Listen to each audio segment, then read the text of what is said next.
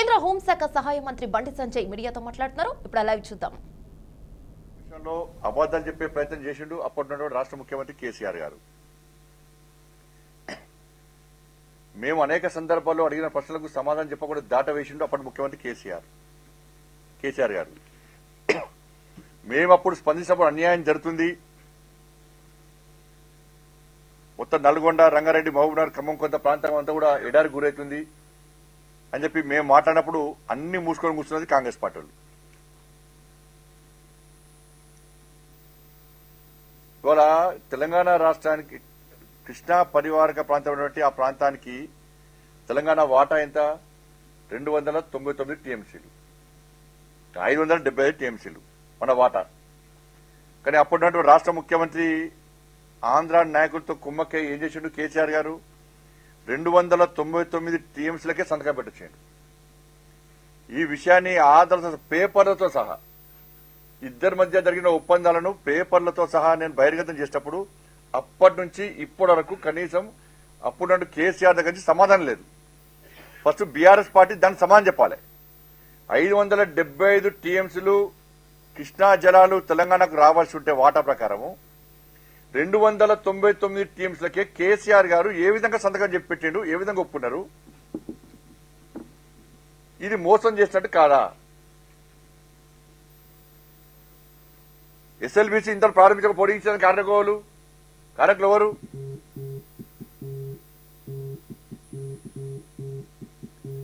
కాబట్టి కృష్ణా జల విషయంలో ఆ ప్రాంతానికి, ఆ ప్రాంత ప్రజలకు రెండు పార్టీలు క్షమాపణ చెప్పాలి.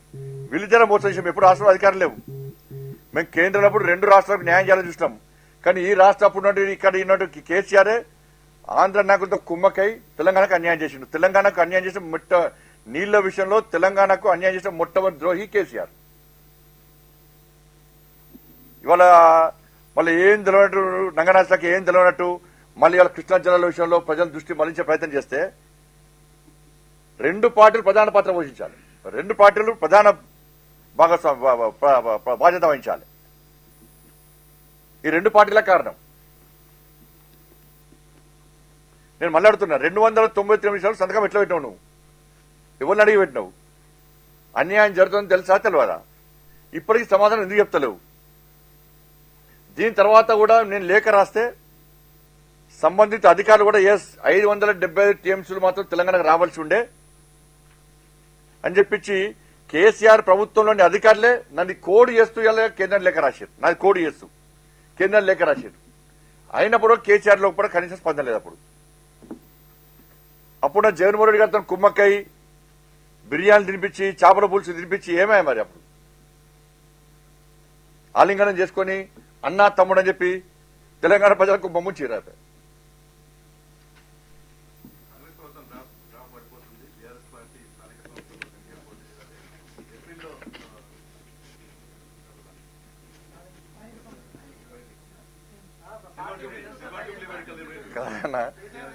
కాదు ఎమ్మెల్సీకి అభ్యర్థులు గారు వేరాలకు, బీఆర్ఎస్ పార్టీలకు ఎమ్మెల్సీకి అభ్యర్థులు లేరు.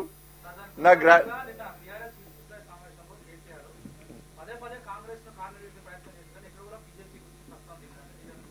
వాళ్ళిద్దరు ఒకటి.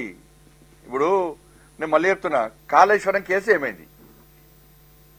కాళేశ్వరం కేసు ఏమైంది? కేసీఆర్ కుటుంబాన్ని అరెస్ట్ చేస్తాను విజిలెన్స్ రిపోర్ట్ వచ్చింది. ఏమైంది? కేసీఆర్ కుటుంబాన్ని అరెస్ట్ చేస్తానంటే అరెస్ట్ కాలే, ఢిల్లీవే కాంప్రమైజ్. నెక్స్ట్ డ్రగ్స్ కేసు ఏమైంది? అరెస్ట్ చేస్తామన్నారు. ఏమైంది? కానీ ఢిల్లీవే కాంప్రమైజ్. ఫోన్ ట్యాపింగ్ కేసు ఏమైంది? రేపే అరెస్ట్ అన్నారు. ఉన్న నిందితులు విడుదలైన బయటికి. ఏమైంది? మళ్ళీ కాంప్రమైజ్, ఢిల్లీవే కాంప్రమైజ్. అదేదో ఫామ్ హౌస్ కేసు అయింది. అరెస్ట్ చేస్తామన్నారు, బ్రేకింగ్, టీవీలలో బ్రేకింగ్ కదా, మళ్ళీ ఢిల్లీవే కాంప్రమైజ్. ఈ ఫార్ములా కార్ వేసేది ఉంటుంది. అదేమైంది? సుప్రీంకోర్టు వచ్చింది, హైకోర్టు వచ్చింది.